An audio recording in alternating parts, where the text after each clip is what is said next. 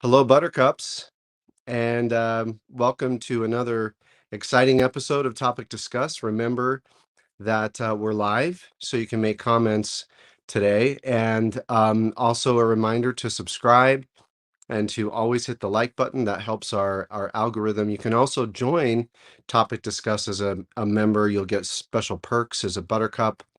There are different levels. You can be a Butters. You can be like from South Park if you are catching, if you know what that is, but or you can be a Cups, or you can be a full tier 3 member as a Buttercup.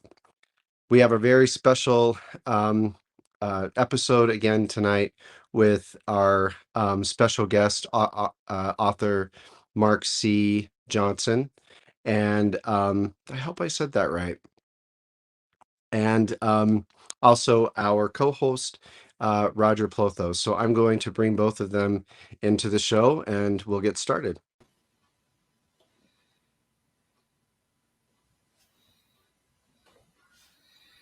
Hi, Gary. Hi, Mark. Hi, how are you? Doing good, Gary. Thanks. Thanks for having me back. Thanks Hi, for Roger. joining. I'm just going to make some adjustments here. Let's see. Roger, can you hear us okay? No problem. Great. So we will have, I think we're going to have a few more viewers asking questions this time around, because I had several questions from our last video podcast. So kind of be prepared for that, gentlemen. But I'm excited to talk more about what we were talking about last week. And so just to recap for our audience, we really took some time to understand some of the history of the Republican Party, the radicalization of the Republican Party, and how that got us here today. We even went back to I think George Wallace and other figures in a few decades ago. Today, we're going to also then talk about the future and what's the Republican Party trying to do going forward. But I had a few viewers or a few of our audience ask, Mark, this question is really for you, is to just highlight, to get the show started, to highlight a little bit the specifics in your book around the 4 senators that were part of the Tuesday massacre. I know people have been looking at your book, so. Well, the 4 races that I focus on in the book involved 4 incumbent Democrats, liberal Democrats by most definition, working east to west across the country. It would have been Birch Bayh in Indiana, who was a 3-term Democrat. John Culver from Iowa, who was in his first term in the Senate at the end of 1980. George McGovern in South Dakota, who, remember your presidential political history, was the Democratic standard bearer in 1972, also a 3-term Democratic senator. And then the 4th was Frank Church from Idaho, a 4-term Democratic senator, chairman of the Foreign Relations Committee in 1980. These 4 guys were, in a very public way, were targeted by a group called NCPAC, the National Conservative Political Action Committee, a group that formed in 1975, but really got traction in 1978 in that election cycle, and then really came on the national scene in 1980. They very publicly, and months before the election, 2 years before the election, in fact, said we're going to target these incumbent Democratic senators for defeat. It was a campaign not really about the Republicans who were challenging those 4 guys, but the fact that NCPAC really wanted to eliminate these liberals from the Senate. A host of issues were rolled out against them. Their position on abortion was particularly highlighted. There was a foreign policy issue that was a major focus of the campaign. The Panama Canal treaties, which had actually passed the Senate in 1978 with broad bipartisan support. And all of those Democrats had supported a treaty that essentially returned to Panamanian sovereignty the canal, which the United States, of course, built in the early 20th century. But every president from Dwight Eisenhower to Jimmy Carter had advocated returning the canal's sovereignty to Panama, mostly as a national security issue, because there's a lot of concern that there would be domestic turmoil in Panama, that this small Latin American country, Central American country, was becoming increasingly angry about the fact that US imperialists were dominating their economy and their country. So the NICPAC group, one of the founders, by the way, you might recognize the name, was a guy named Roger Stone, who has been around Republican politics since the early 70s. He was one of the founders of NICPAC. And they just set out to really tear down the reputation of these four Democrats in a way that, in one respect, was not really new to American politics. Negative campaigns have always been a feature of politics as long as the country's existed. What was different was the coordinated nature of their attack, the fact that they were fundraising all over the country to funnel dollars into these four states to defeat these incumbents. And I argue in the book that it was really the beginning of the kind of unrelenting negative campaigns that now are pretty much standard in every US Senate race, and the independent expenditure campaigns, not connected to candidates in either party, but aimed at one or the other candidate with outside money, vast amount of it coming from outside the state. So it was a tipping point in my way of seeing it, in the way campaigns and politics are played, and they have been played ever since 1980. So one of the things that I find interesting, sorry about this topic, is, during that time, you can clearly see, now that you've educated us further on this, that Senate elections began to become nationalized, if you will, right? And then we see other kind of factors creeping in terms of like tearing you down types of campaigns. But what is it specifically was, those things kind of changed the landscape of American politics, the Senate. But what were the radicalization components? What do we mean by radicalization of the Republican Party? Roger? Well, NICPAC, that's a great question. NICPAC had a couple of very specific objectives related to the Republican Party. The founders, Stone, a guy named Terry Dolan, and a guy named Charlie Black. Dolan is long dead, but Charlie Black is still around. He's a big-time Washington, D.C. lobbyist. Roger Stone is obviously still around. One of the things they really wanted to do was to create a truly ideological Republican Party. They wanted to force out the more moderate elements in the Republican Party. Dolan, for example, who kind of became the spokesperson for this group, said that any party that could have room for a Strom Thurmond, a very conservative Southern Republican who'd switched from the Democratic Party to the Republican Party, but very, very conservative. Any party that had room for a Strom Thurmond and also a Jacob Javits, who was a very liberal Republican from the state of New York, was no party at all. They really wanted to create an ideologically conservative party and drive out the moderates.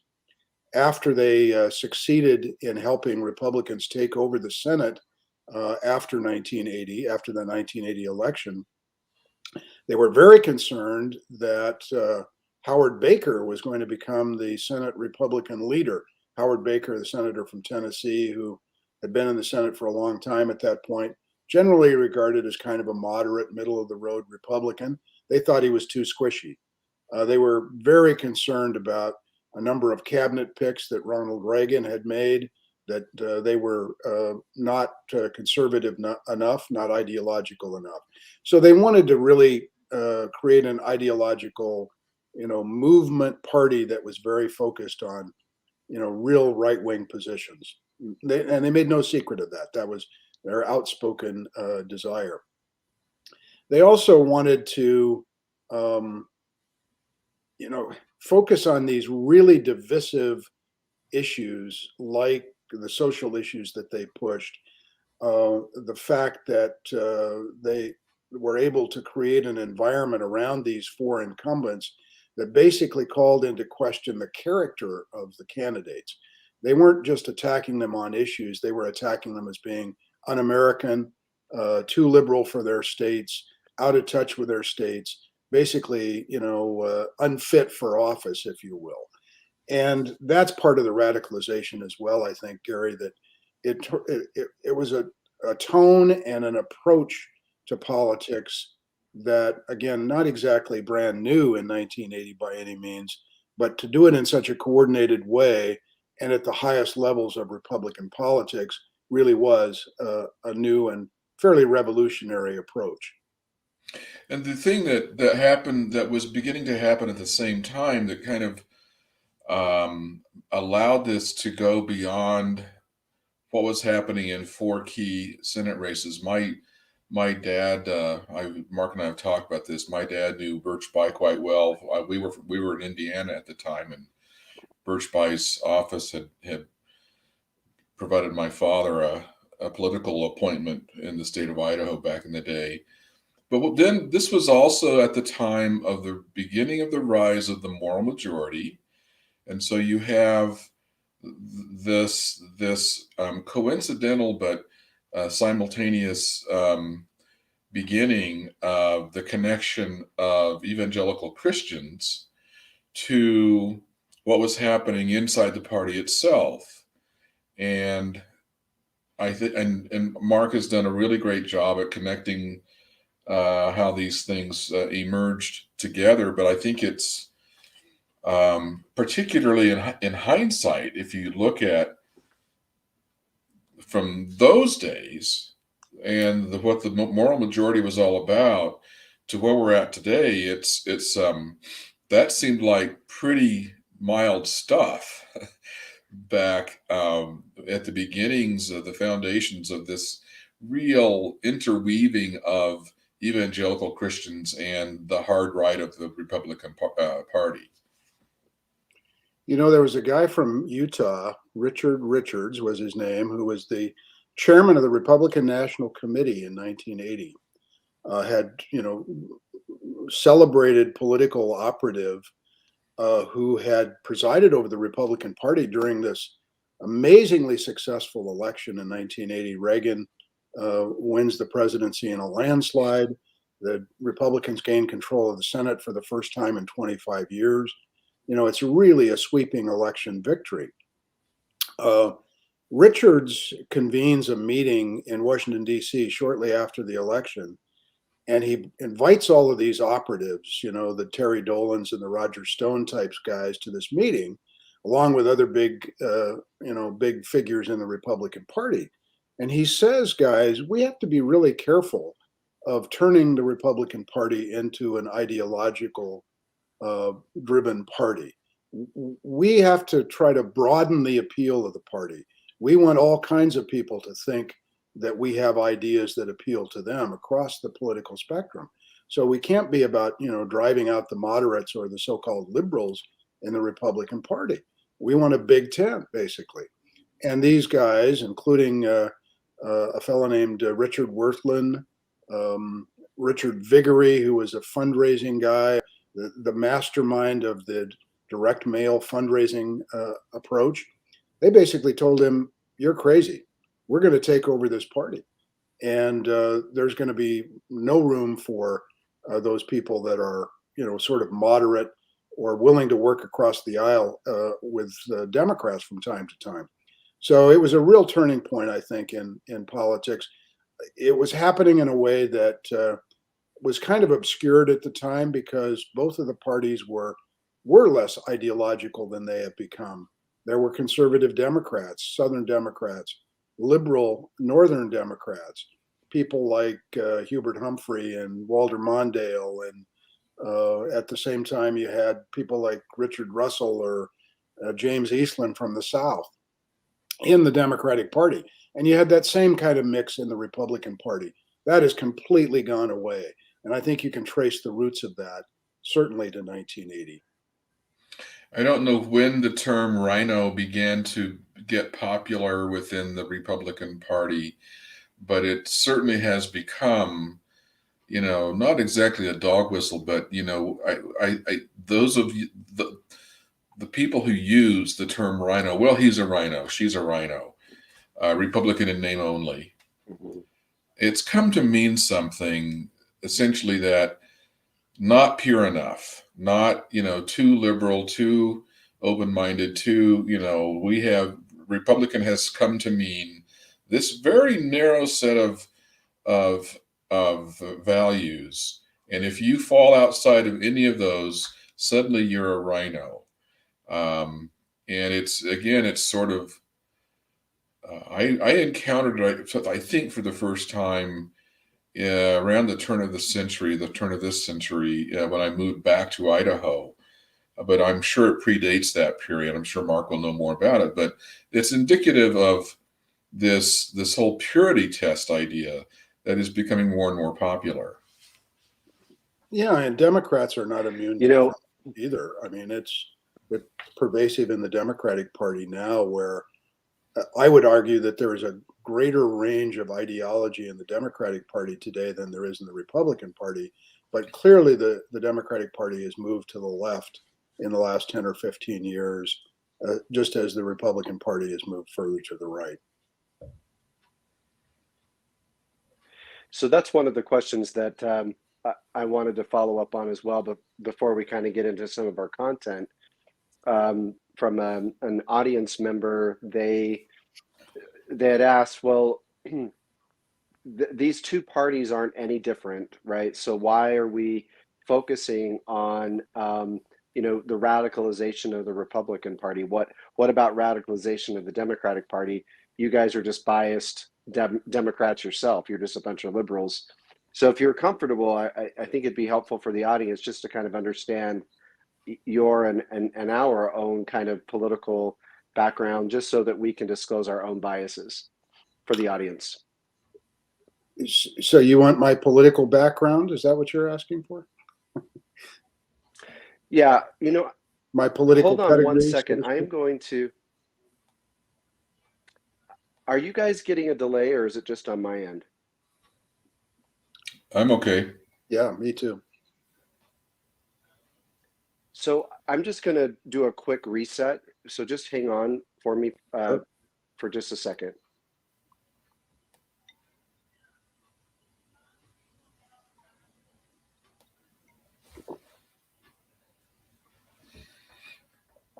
We'll edit this out later.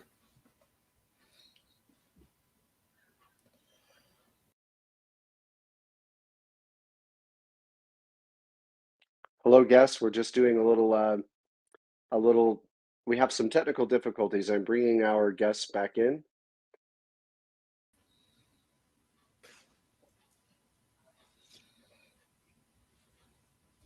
How's that? Sounds good to me. Works for me.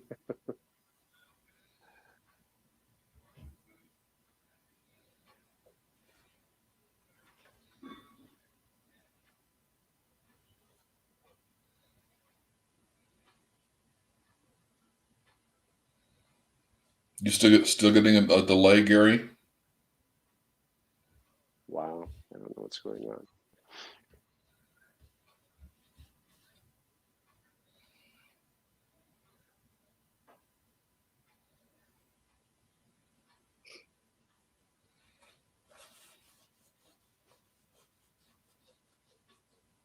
So did you survive the tsunami, Mark?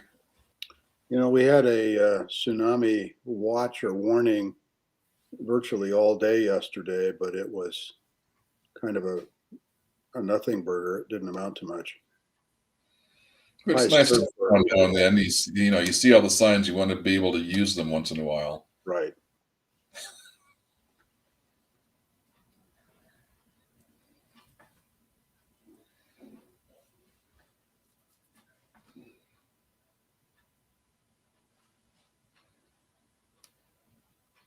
So James, I saw your comment.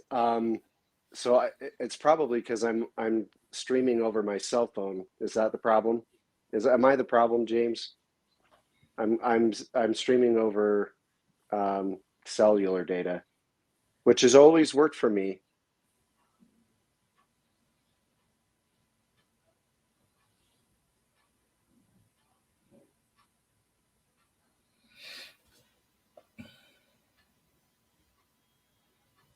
Roger, why don't we start with you and see how you sound? Okay. You were asking about political backgrounds, and Mark has a much cleaner slate than I do, but depending on how you look at it. I was raised in Indiana, where among Mormon Democrats, where the Democratic Party was the party of Harry Truman, and later Hubert Humphrey, and sort of this party that intended to was for the little guy and for the farmer and the blue collar workers and that kind of thing. And that's the Democratic Party that my father grew up in. And I've become a little bit disenchanted with the Democratic Party over the years. I am an independent, although it's very rare when I vote for a Republican for major office. The last time I voted for a Republican for president was, I'm embarrassed to say, George H.W. Bush, because I just couldn't quite make myself vote for Dukakis. But that's probably the first and last time I voted for a Republican for president.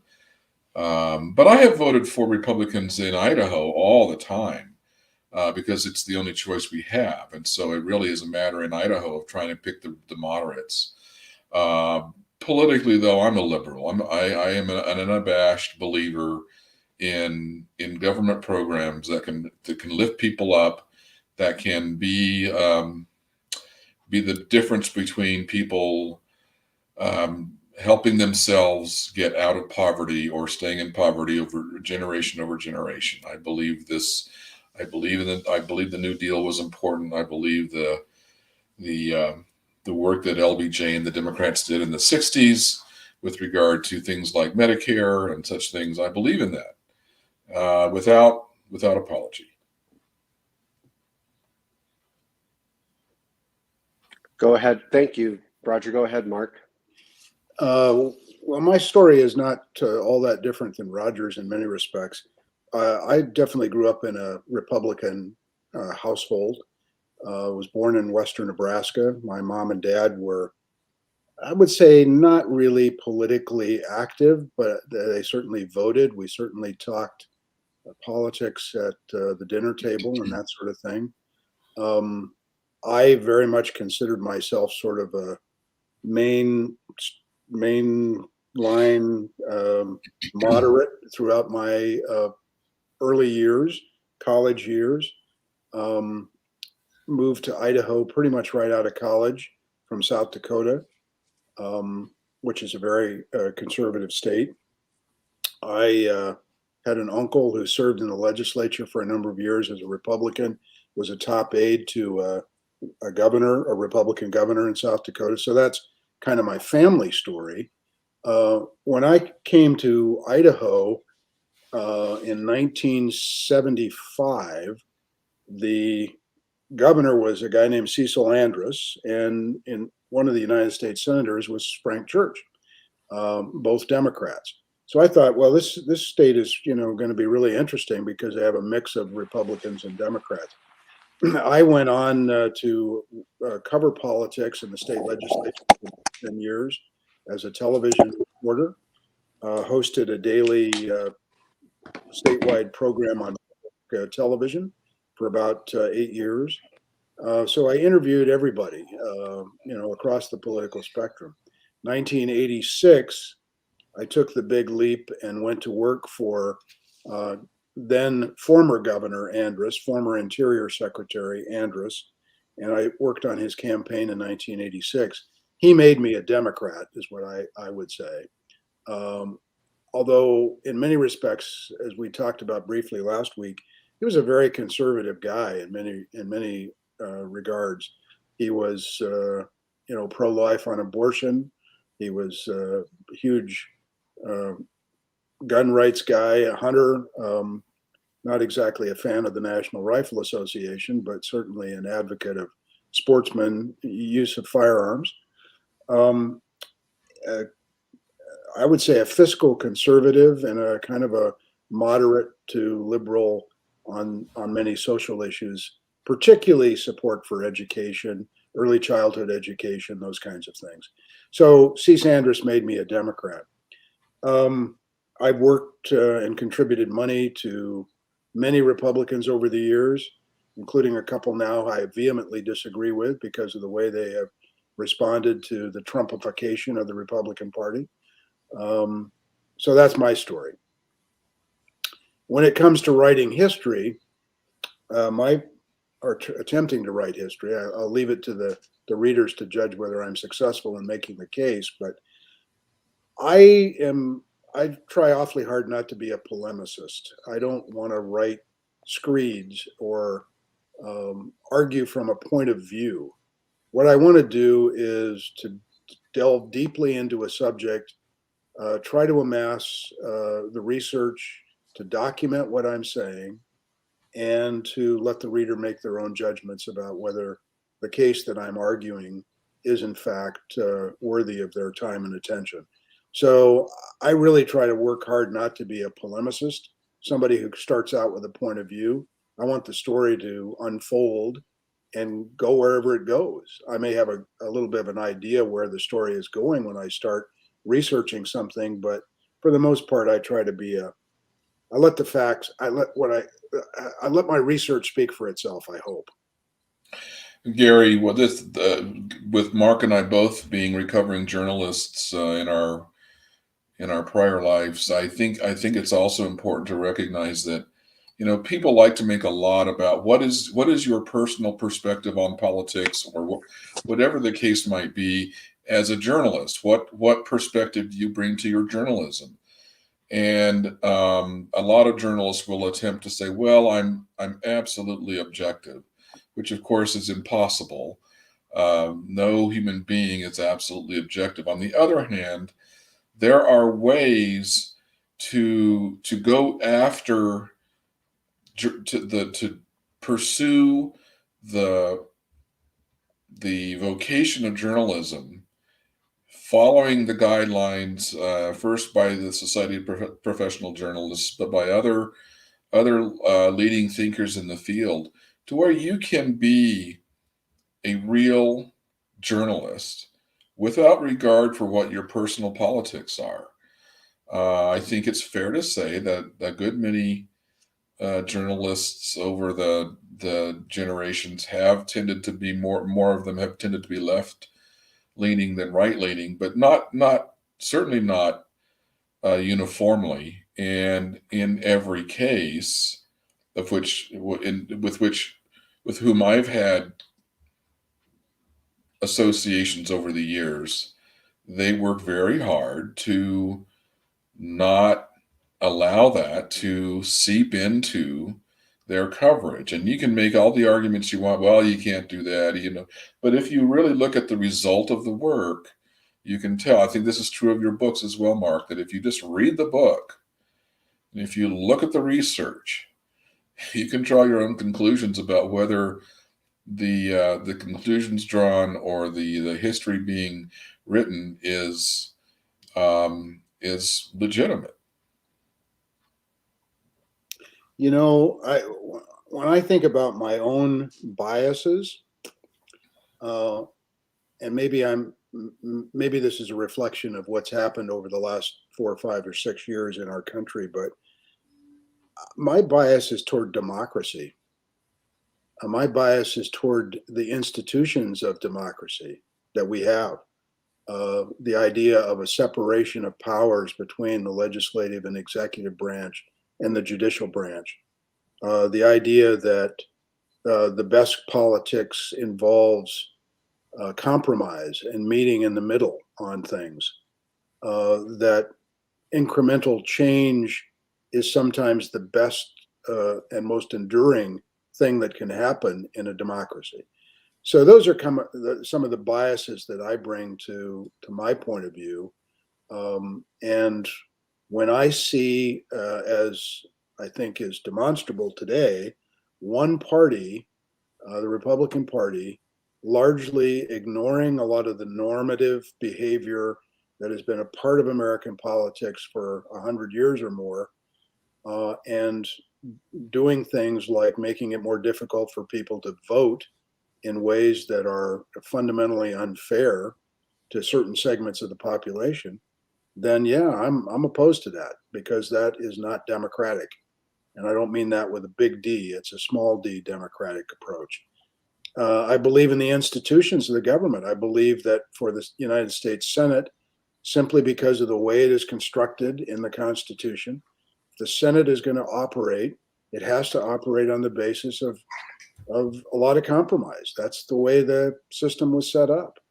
Um, the idea that every state has got two United States senators, and the two from Utah or Idaho or Oregon are as important as the two from California and New York and Florida, is baked into our Constitution. But that system requires a great deal of respect for the institution, and what I see now is a lot of disrespect for the institution. So those are some of my biases, I guess. The idea that democracy is important and needs to be protected. We're gonna. I'd like to talk to you at some point. Maybe it's a for a future conversation that on the whole idea that does the way the Senate is constructed, has it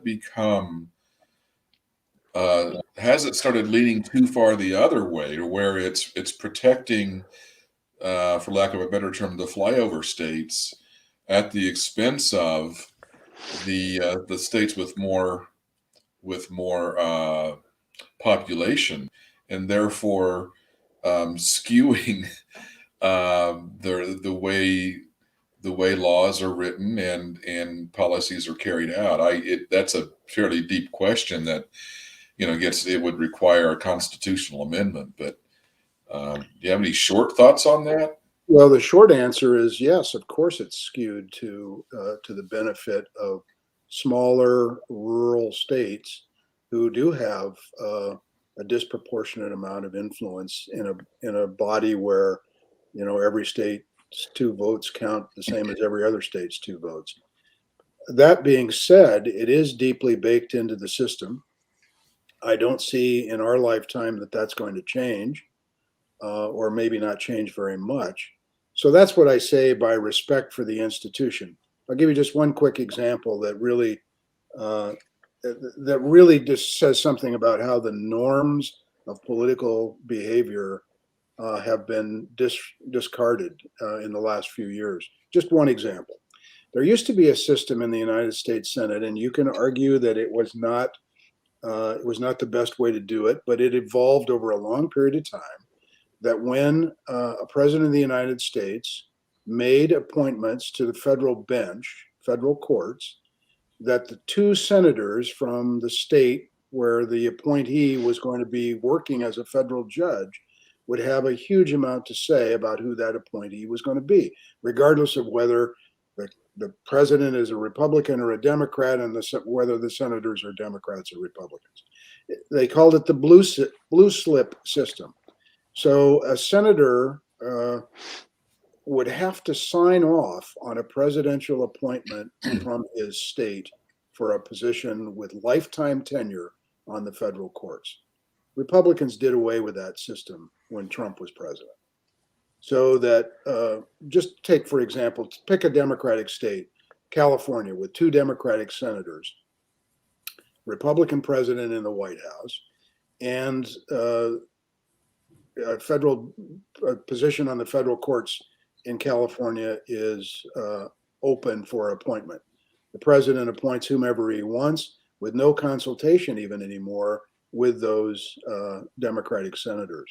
And now Democrats are doing it because they're in charge of the Senate, and they've done away with the blue slip system as well. So that's just a level of comedy and cooperation and compromise that has just been totally trashed in the Senate. Just one example. And, I would argue that those federal appointments to federal courts ought to reflect the particular, mores, values of an individual state, so that senators in those states ought to have a lot to say about who goes on the federal bench. And so that's just one example. The nominal topic of today's conversation, and I'm gonna, Gary, you're back, and I'm gonna return the host mic to you. But the nominal topic was: is democracy in trouble? And is American democracy in trouble? And if so, why would we think so? Here's how I'll just introduce that from my perspective. I remember what I want to be able to say is, well, there are still enough sensible people in our country that it can't happen. It just can't happen. And I remember 4 or 5 years ago having the same feelings about there are enough sensible people in our country that Trump simply can't happen. There are enough people who see through this guy, who see through his utter one committed perspective on putting himself in power and doing whatever it took to do that. And I thought to myself, this can't happen. It just can't happen. And so when I now say to myself that, real danger to our democracy isn't there, I remind myself that I've been here before. And that's what, to me, makes it all the more frightening. Yeah, I was so smart about Trump that I was saying in 2015, before he'd announced as a candidate, that he would never announce. He would walk right up to the line of being a candidate, get all of the attention that goes with the speculation around a possible candidacy, but he would never cross that threshold. And the reason that I came to that conclusion was he would never agree to release his income tax returns, which had become de rigueur to, every president since Nixon has released their income tax returns. So you have some idea about the financial strings, if you will, or the complications that an individual candidate might bring to the office. And I thought, well, no way Trump will ever release his income tax returns. Well, I was right about that. I wasn't right about the fact that he could get away with it in the context of being a candidate and then eventually president of the United States. So I really appreciate, especially Roger, for jumping in and helping me. That's why we have a co-host, right? And I'm sure my brother is going to ring me up and help me understand what the hell I need to do to make sure I am using technology right. So I apologize for jumping out there.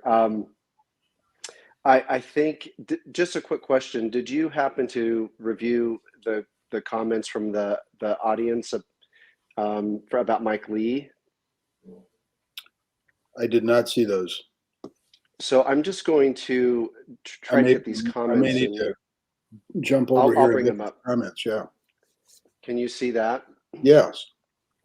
There's a movement in Salt Lake City to unseat Mike Lee. For some of our audience members, remember Mike Lee was running around Arizona referencing the Mormon church theology, including, Captain Moroni. And I think he actually said Donald Trump was our Captain Moroni. That's our Mike Lee. Democrats are registering as Republicans so they can vote in the Republican primary for Becky Edwards. hope this will vote Mike Lee out of the primary. So I think like Idaho, Utah is closed in terms of primary. You have to be registered for a party. And then a follow-up comment to that is Mike Lee is a great example of a smart politician who's let himself become totally hijacked by Trumpism in the Republican Party. So I just want to get your thoughts about those comments before we jump into the future of the country. And I believe that we have so much that we're covering. Are you both open to another episode next Sunday? So I just think that we're not going to get to it, to everything. Is that okay, or am I wearing you out? I could talk about this stuff all day long, Gary, so I'm always happy to do so, especially if Roger's. I could listen to Mark talk about this all day long, so I'm all good. I will note about the Mike Lee thing. So yes, Idaho is a close primary state too, and there's a bill now before the state legislature to tighten that even further, because Democrats and independents have done exactly this. Not so much to get certain people primaried out, but to try to have some sort of influence in some minor way on the elections of the state of Idaho. And the only way to do that is to vote in the Republican primaries, because we haven't elected a statewide Democrat in a very long time. And so the independents and Democrats are trying to have their impact in the Republican primaries. The Republicans are trying to shut that process down further, to where you have to, the process that you would engage in to declare yourself a Republican is going to be a little more narrow in timing and a little more difficult to pull off. This is what happens in one-party states. Yeah. It happened in the South in the 50s, in the post-World War II period, where the Democratic Party was absolutely dominant, in Georgia and Mississippi, Alabama, Louisiana, the Deep South. And now it's happening in these really red states in the West, particularly Idaho, Wyoming, increasingly in Montana, and Utah to some degree, I think, as well. So this is what happens in one-party states where you don't have a competitive two-party system, or at least a sense that people who might consider themselves a little bit to the left of the left of center on the political spectrum feel like they have no place to go. So it's logical that they're going to gravitate toward trying to participate in a Republican primary to go after a guy that they think may be worse than the alternative. Interesting things are happening in Idaho, as Roger knows. The retired, very prominent president of Boise State University, the blue turf football stadium university, Bob Custra, a Republican who served as Republican lieutenant governor of Illinois back many years ago, has basically come out and said, the only course for people who don't agree with this huge lurch to the right in Idaho Republican politics is to vote in the Republican primary and try to throw some of these people out. So that's happening. A group of former elected officials, Republican elected officials in Idaho, basically saying the same thing. Got to take the party back from this really right-wing group of people. So I'm not surprised that Senator Lee is getting some of that same kind of treatment. I don't know how effective it's going to be in either state, to be honest with you, because it takes a lot of effort and organization to beat an incumbent, number one. And I would just have to say about Mike Lee, I think he's probably one of the smartest guys in the United States Senate. Very well educated. He's very well spoken. And I think he's, totally decided his future in the party is to draft in Donald Trump's wake, as opposed to try to cut a little bit more independent figure for himself. I think he could be a blows my huge mind. player in national politics if he had a little bit more independence about him and a little less Trump. It's mind blowing to me. Yeah, go ahead, Roger. Well, I was just going to say I just share with you a similar situation. We talked about Mike Simpson before in the last episode. And the last time we were in the same place with Mike was a fundraiser, and he was sitting right behind me. And during a break, my wife Kathleen leaned over and started talking to Mike, and I got a picture of it. And they're both sort of leaning over, and Mike is paying, their heads are sort of not leaning toward each other. And my wife has this look on this face that I sometimes see. It's like, Mike. You only sometimes see that, Roger? I have sometimes seen that, yeah. And so I know what was going on there. And she was saying, "What are you doing, dude?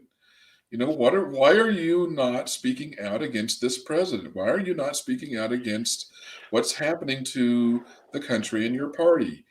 And his answer summarized was, "I'm doing what I can, but I'm going to be more effective in that effort inside the party than outside it." And that is the message that all of the reasonable Republicans will give you. I can be more effective staying inside the party than outside it. And I would say in some cases that certainly is true, but there comes a point when that is no longer the case, because the evidence is clear. They are not having an impact. They are not getting anything done inside their own party. So and this is sort of the Mike Lee situation in my little hometown and in the second congressional district here in Idaho. So we now are facing a future, and this is where we'll jump into kind of the last part of the show, which is where we think our political future is headed. And this is partly for my own education, Mark. So a couple of questions to start things off. It seems to me that there have been many states, especially swing states that lost to Trump, that have Republican legislatures. So that's kind of this criteria in my mind. A swing state that went to Trump, but they have a Republican legislature. It seems like that they passed laws that allows the Republican legislature to throw out electorates or send in their own electorates that the legislature chooses, and abandon whatever it is that the voters unanimously or majority voted for. Is that really happening? And if so, does that mean that in 2024, if Trump did run again and there were swing states like Arizona, Michigan, and others, that if their Republican legislatures are in power, they can just send in electorates for Donald Trump, regardless of what the people voted for? Go ahead, Mark. Well, that's you put your finger on one of the great fears that Democrats are certainly raising, and not just Democrats. Lots of thoughtful people in the academic community and elsewhere are raising questions about whether this is really something that is going to happen or could happen. But you identified the states. I would say Georgia, Arizona, and Wisconsin are probably the real battleground states where this is likely to play out.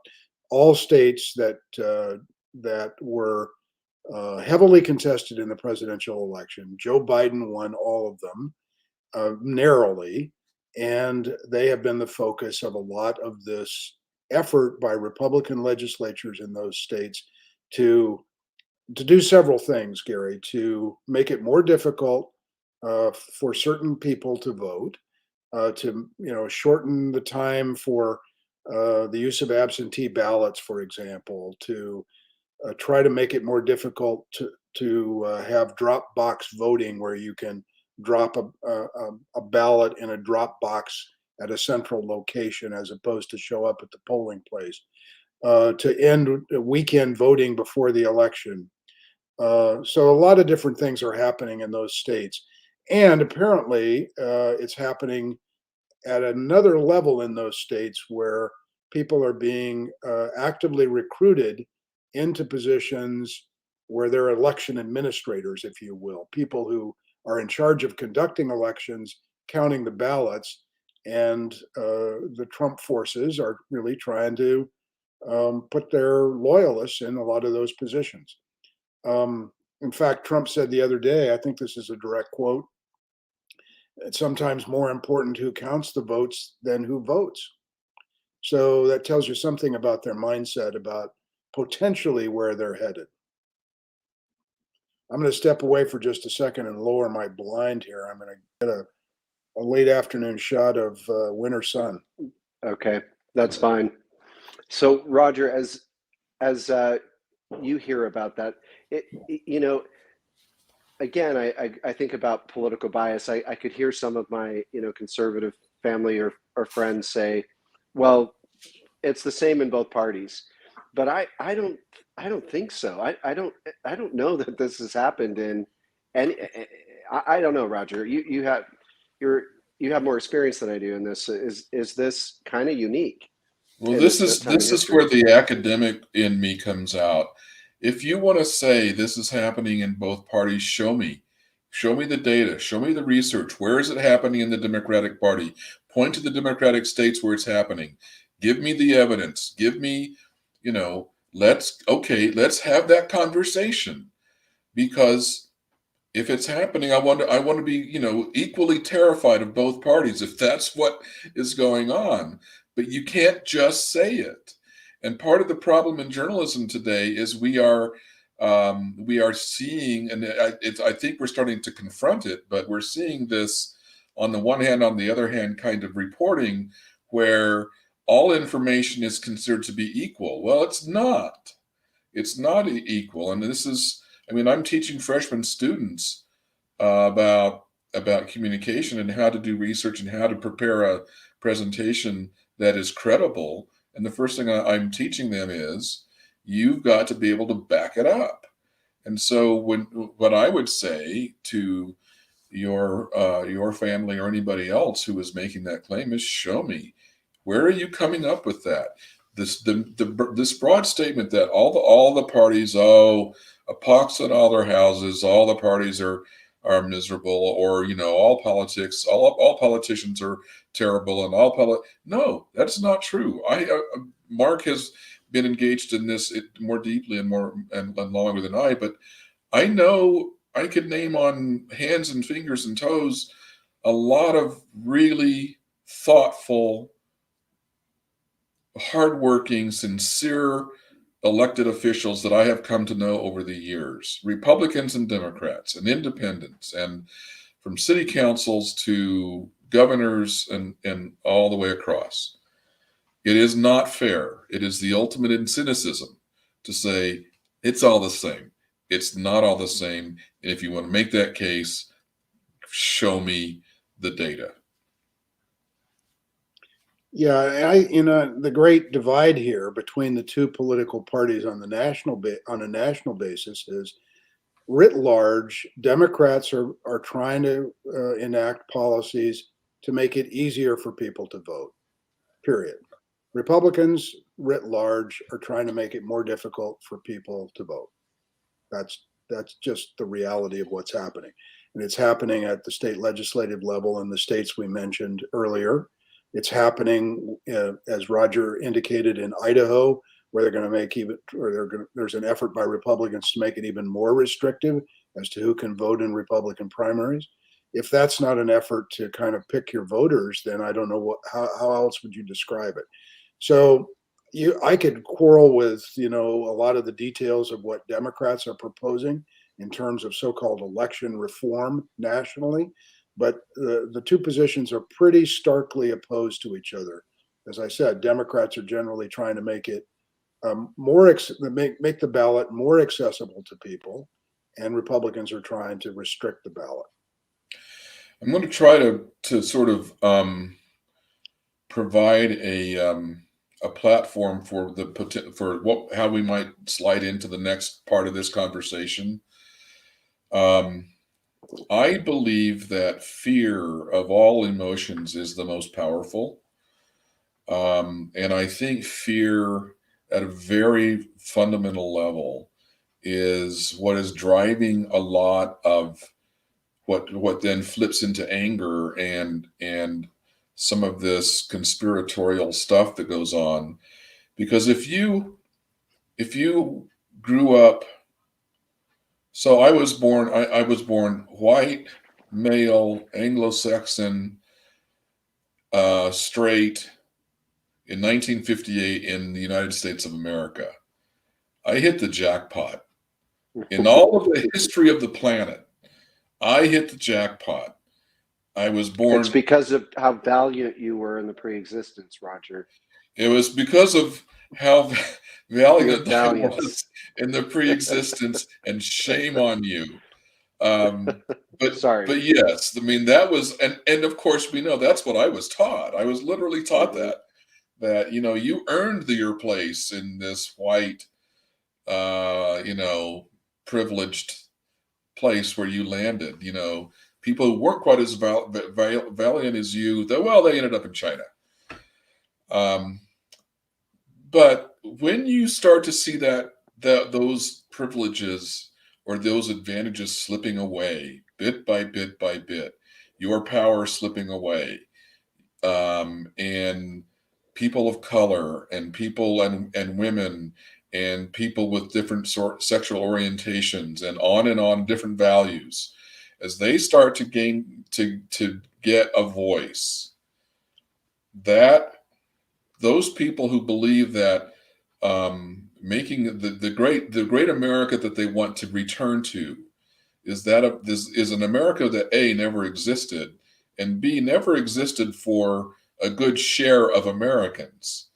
And that's the fear and the attorney that turns to rage that I think drives a lot of this whole movement to do whatever they have to do, from the electors to, reducing the ability to vote. All of this kind of comes out of a very similar kind of place. I think that's really very well said, Roger, and I agree with all of it.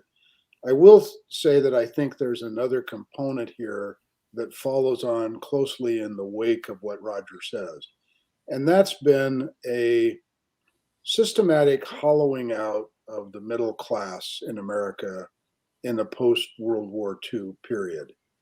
And I think about the different advantages that I had as, a white male born in the 50s, uh, and thinking about my own sons, now late 30s and 40-year-old, who, when I went to college, only my brother and I were the first people in our family, our immediate family, to ever go to college. And I went down to the bank with my dad. He co-signed a loan for $2,000. That got me through college in the early 1970s. I worked, I had a job when I was going to school and all that sort of thing. But you could afford to go to a good state level school for not that much money. I can't imagine, parents living on a tight middle class, so-called middle class income today, expecting to send their kids to school without piling up an enormous amount of debt, particularly if they want to go into a profession that requires a particular costly education. So I mean, that's just one example of it. But the decline of American manufacturing, the idea that we don't make anything in the country anymore. I think all of that is tied up with what Roger said about the fear that goes along with things changing in a way that we maybe thought would never change, that every generation, every succeeding generation would have a better opportunity than the generation before them. And I think up until, frankly, our generation, Roger and my generation, that was true. Now I look at my kids and I say, boy, you got to really be scrapping out there to get ahead in Mhm. this environment, to be able to own Yeah. a home, to afford an education, to afford to get married, to have a decent automobile, and the things that most Americans would say enrich the quality of their existence. So I think it's an economic thing. It's a transformation of the country in a way that people find uncomfortable, and often some people find uncomfortable and often scary. And it's a fear that the future is going to be worse than the present. The So, oh, I'm going to just jump in with Mark as a follow-up. So, so as we kind of wrap up, work towards the end here, we've talked a lot about a lot of different things, and I've made notes of things we'll talk about in follow-up episodes. So there's this movement that has occurred in the Republican Party specifically to subvert kind of these democratic institutions. We've talked about voting being one of those things, but something I noticed also during the Trump administration, I'm sure many others did, is Trump and his allies trying to dismantle all of the institutions that have been put in place, since World War II, that has helped to create, global stability and, more checks and balance and really just stability, I would say, trying to dismantle those things. And I think the big question out there, at least for me and some of my audience, is what's the end game for this strategy for these guys, for the Roger Stones? I feel like Trump is kind of like their puppet. He's going to do whatever he needs to do, right? Including betray them if he needs to. But this movement that's been going on, what's their end game? Is it really ending democracy, or do they want to strip away these institutions? Do they want a different constitution? What really do we think is the future, Mark? Given your knowledge about this change and this radicalization in the Republican Party. Well, I don't think Donald Trump would ever say it this way, but somebody like a Steve Bannon would say that they want a national, a Christian nationalist country that is, very inwardly focused, very much a Christian country with not a lot of respect for any religious diversity, and frankly, the whiter the better. Shut off immigration, cut American engagement around the world. The whole idea that after, in the entire post-war period, a fundamental tenet respected by both political parties was that NATO was critical to American security, that we had to have relationships with Britain and France and Germany and other NATO countries in order to provide a counterpoint to the inevitable tensions that have existed throughout the entire 20th century and continue to exist with Russia. You're seeing it right now play out in Ukraine. That was a fundamental tenet of American foreign policy. Both political parties completely embraced the idea that that was fundamental.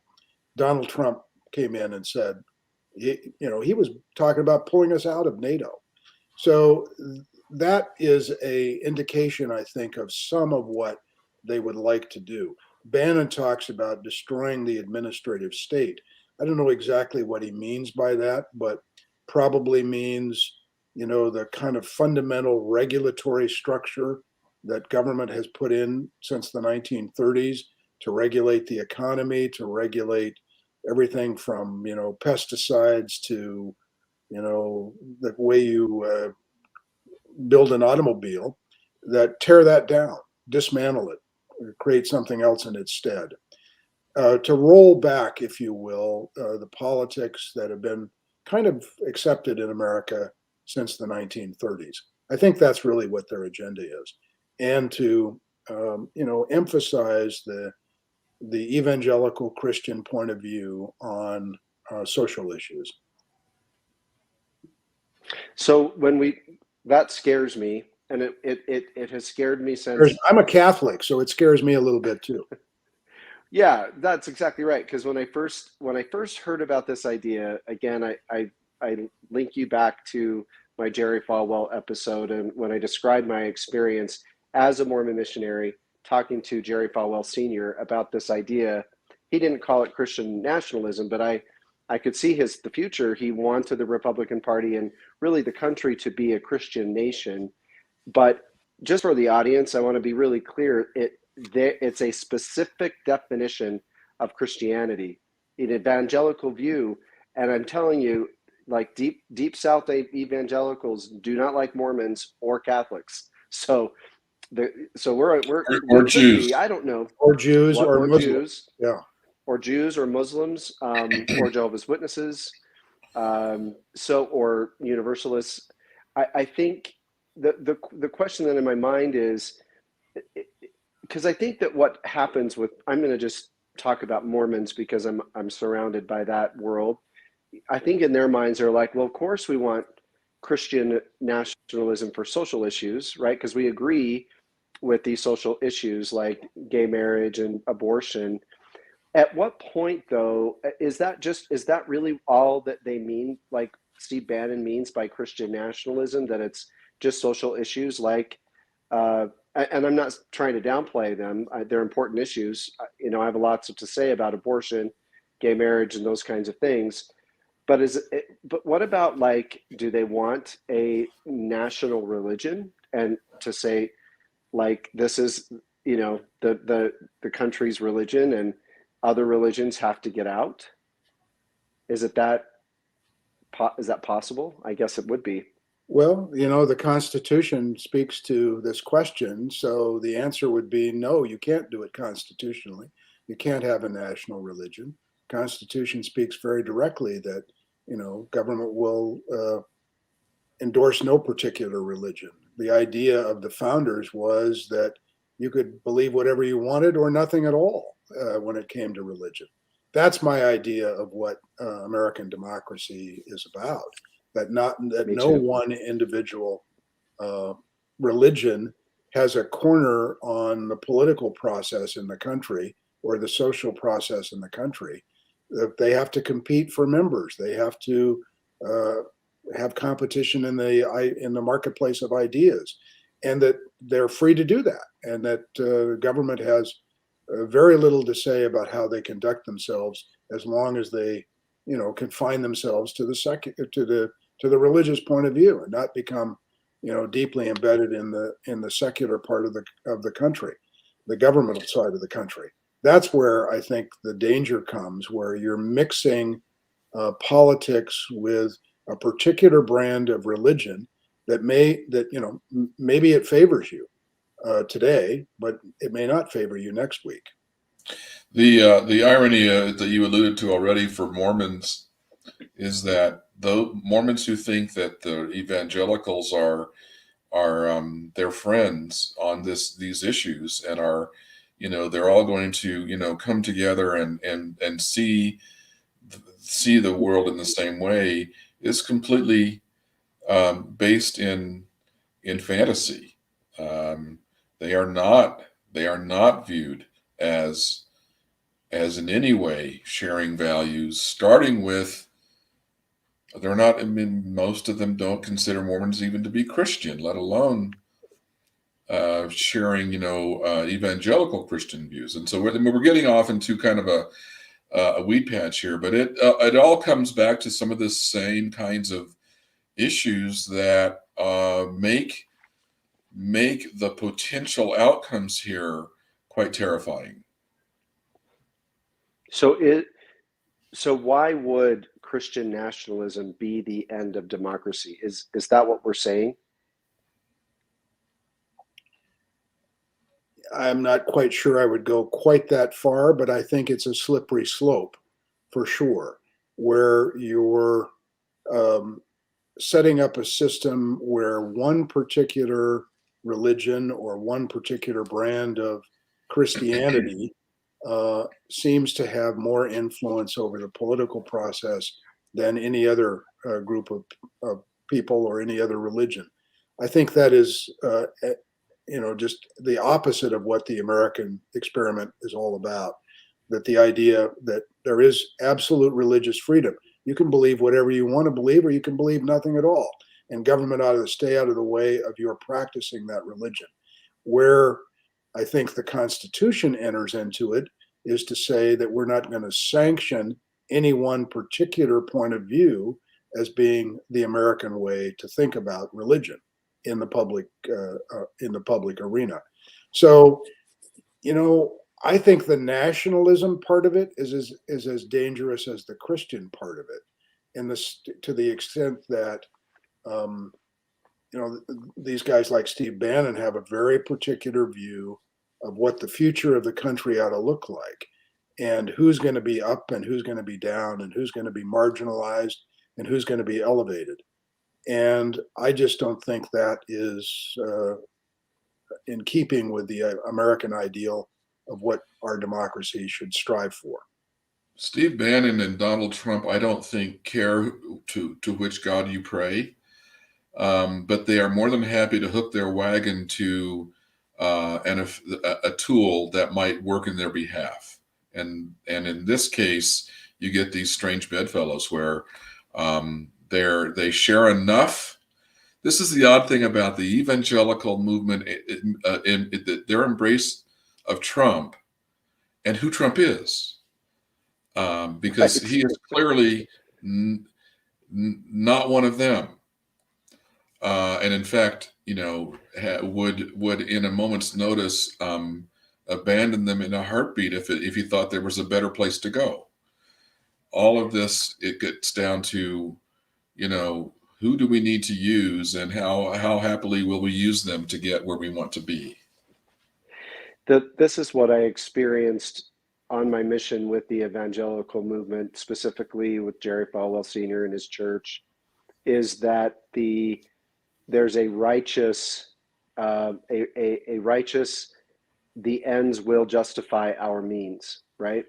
So their means, whatever they are totally justified, because the end is Jesus is coming, and the rapture will, only save us, the righteous. And if Trump is the means by which we accomplish that, then so be it.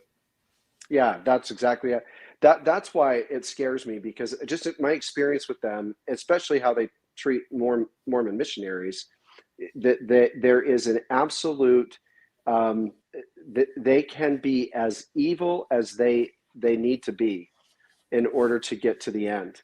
So if that means, I'm not saying that they would get rid of the First Amendment.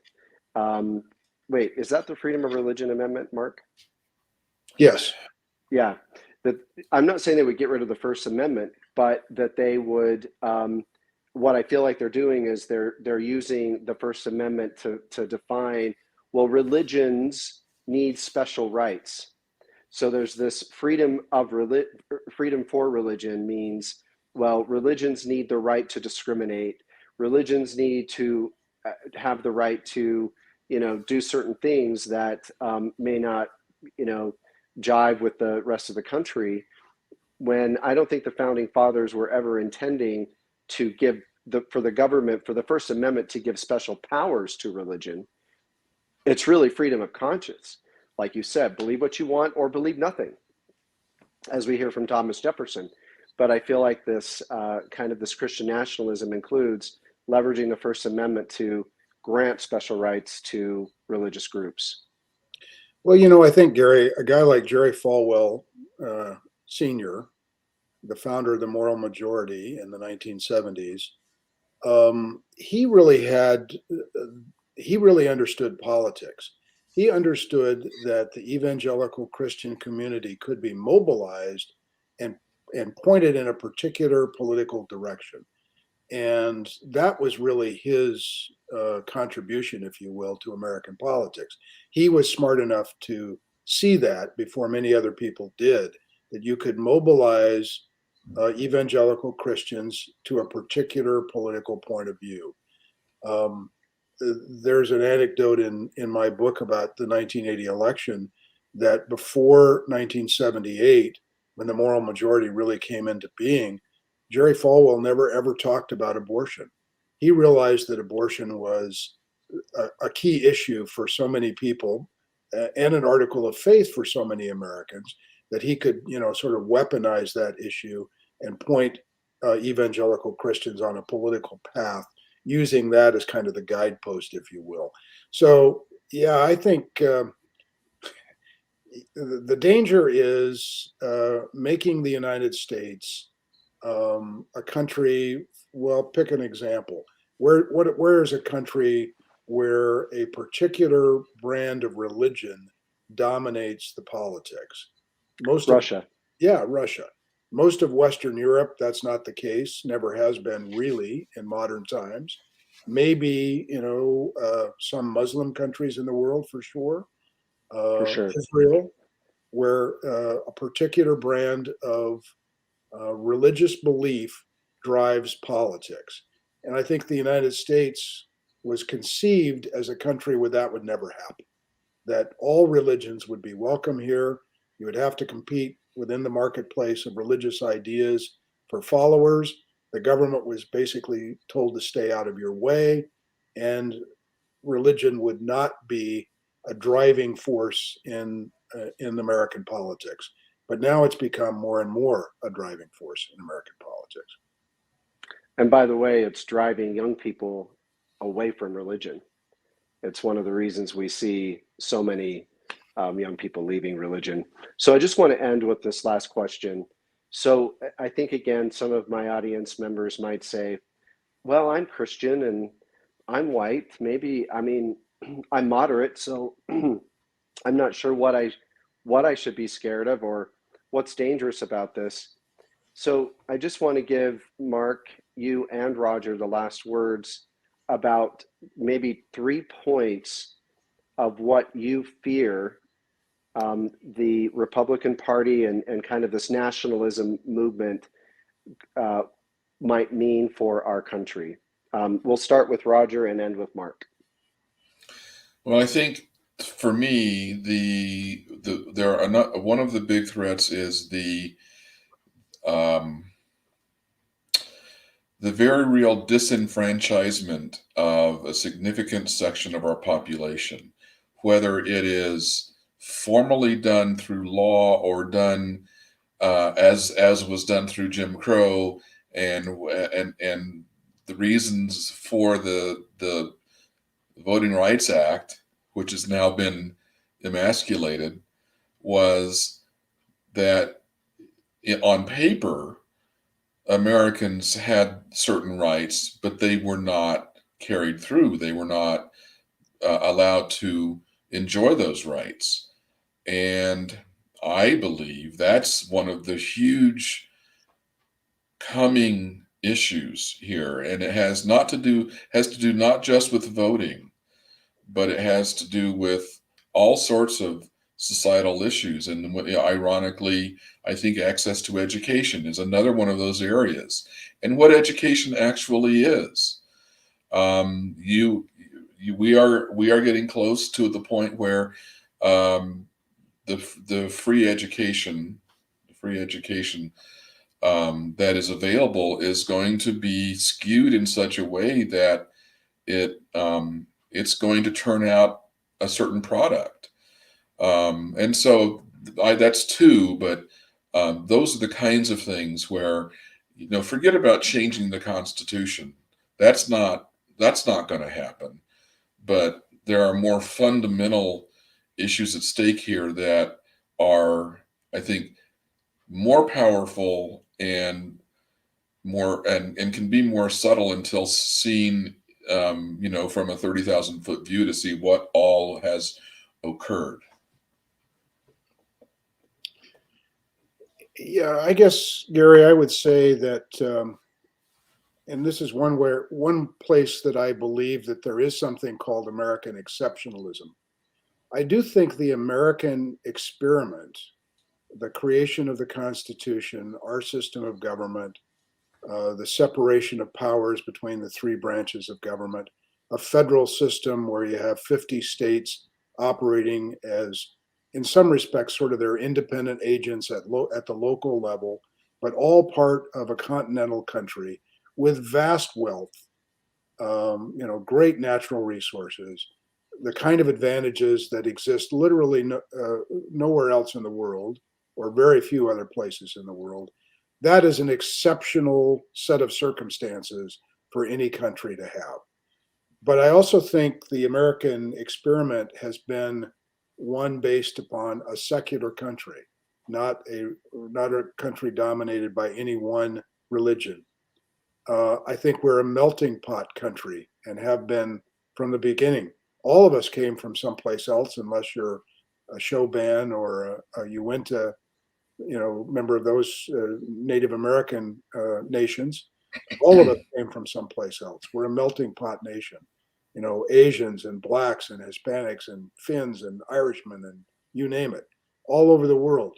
And that's a fundamental thing that is unique about the United States. No other country in the world has quite that level of melting pot nature to it.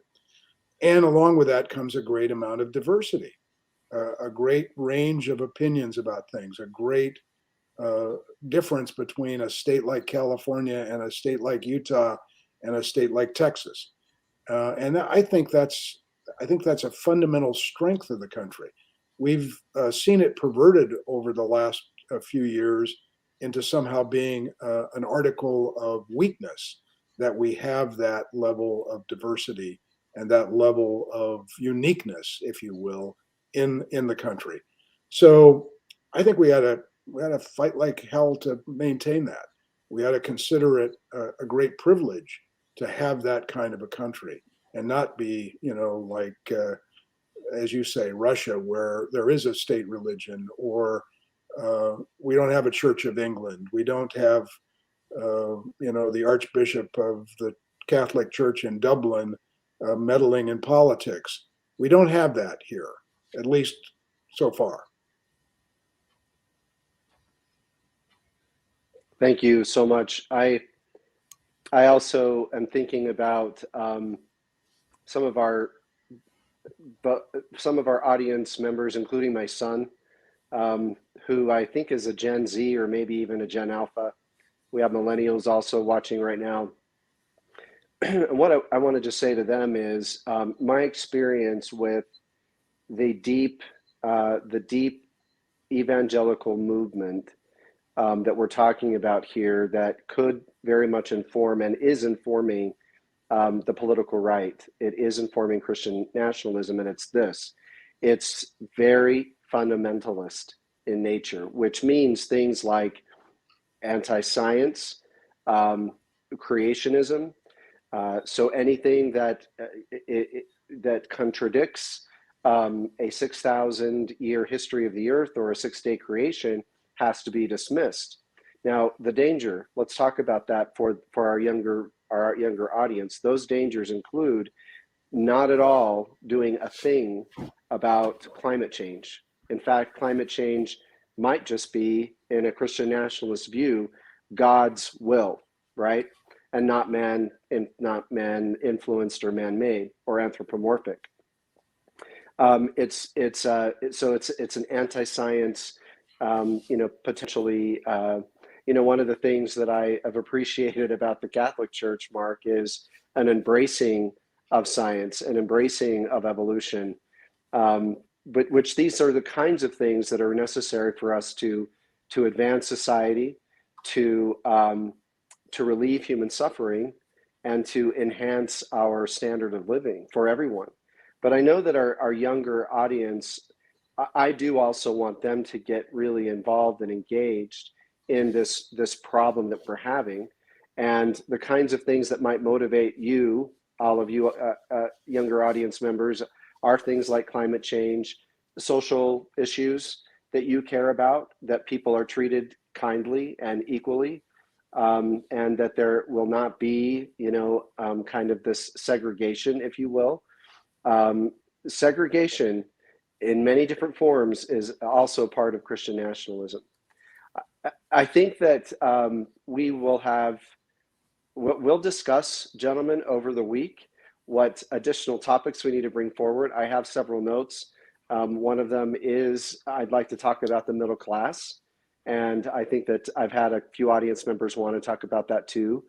as well as, kind of some actions that can be taken, as well as some other current events. I've had questions about whether voting is a right or if it's a privilege or maybe both. So we have lots to talk about, but I appreciate your taking time with us tonight. And I'm going to say thank you to our audience for your questions and for joining us tonight. And you've enjoyed another episode of Topic Discuss. And we'll see you later. Thank you. Thanks, Gary.